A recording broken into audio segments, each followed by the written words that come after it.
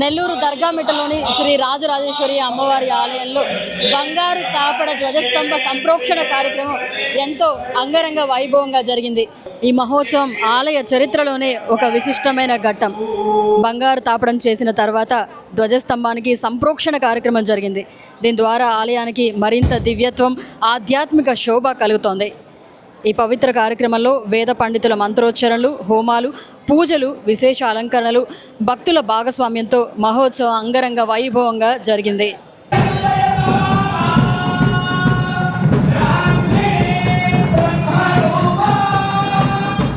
ఈ కార్యక్రమానికి విపిఆర్ దంపతులు ముఖ్య అతిథులుగా విచ్చేసి పూజలు, హోమాలు, ప్రత్యేక పూజా కార్యక్రమాలు నిర్వహించారు.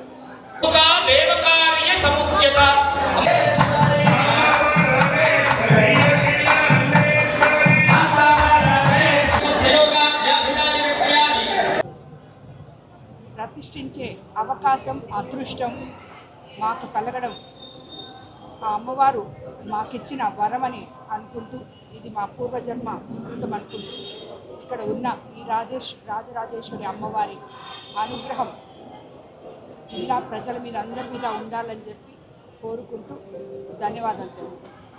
ధ్వజస్తంభ మహోత్సవ కార్యక్రమం ఎంతో ఘనంగా జరిగింది. ఈ సందర్భంగా ఈవో మనతో ఉన్నారు, ఆయనతో మాట్లాడదాం. సార్, ఈ కార్యక్రమం ఆద్యంతం ఎలా జరిగింది? దీనికి ఎవరెవరు సహకరించారు సార్? మన నెల్లూరు నగరంలోని శ్రీ రాజరాజేశ్వరి అమ్మవారి దేవస్థానం నందు అమ్మవారి ధ్వజస్తంభం గత సంవత్సరం ఆగస్టులో ప్రతిష్ఠ చేయడం జరిగింది. ఈ ధ్వజస్తంభం ప్రతిష్ఠ కార్యక్రమం కూడా గౌరవనీయులు నెల్లూరు పార్లమెంటు సభ్యులు శ్రీ వేమిరెడ్డి ప్రభాకర్ రెడ్డి గారు, వారి సతీమణి శ్రీమతి వేమిరెడ్డి ప్రశాంత్ రెడ్డి గారు ఈ కార్యక్రమాన్ని నిర్వహించారు.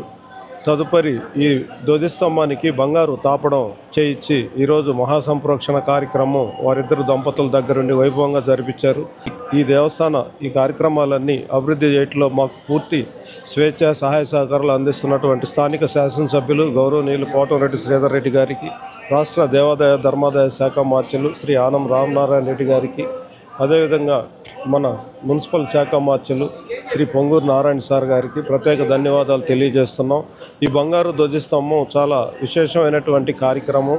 ప్రఖ్యాతిగాంచిన దేవస్థానాల్లో మాత్రమే ఈ బంగారు తాపడం ధ్వజస్తంభాలు ఉన్నాయి. అటువంటిది మన శ్రీ రాజరాజేశ్వరి అమ్మవారి దేవస్థాన అమ్మవారి కీర్తిని దేశ నలుమూలలా వ్యాపించే విధంగా ఈ బంగారు ధ్వజస్తంభం చేయించినటువంటి శ్రీ వేమిరెడ్డి ప్రభాకర్ రెడ్డి గారికి, పార్లమెంటు సభ్యులు నెల్లూరు వారికి, అదేవిధంగా వేమిరెడ్డి ప్రశాంత్ రెడ్డి గారికి దేవస్థానం తరపున, మార్చిక స్వాముల తరపున, దేవస్థాన ధర్మకర్త మండలి తరపున వారికి అనేక నమస్కారాలు తెలియజేస్తూ ప్రత్యేక అభినందనలు తెలియజేస్తున్నాం.